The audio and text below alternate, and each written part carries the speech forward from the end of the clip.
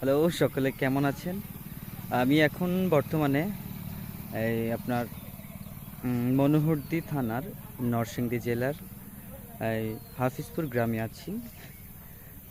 আমি আসলে গ্রামে আসলে আমার ভালো লাগে ব্লগিং করতে।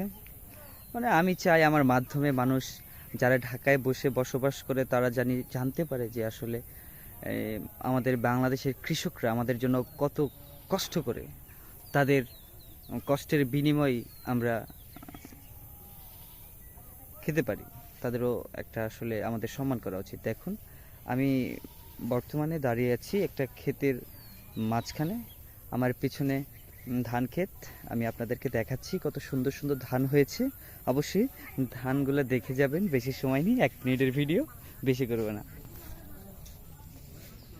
এই যে দেখছেন, এগুলোকে কি ধান বলে আমি বলতে পারছি না, কিন্তু এখানে প্রচুর পরিমাণে ধান ধান আর ধান।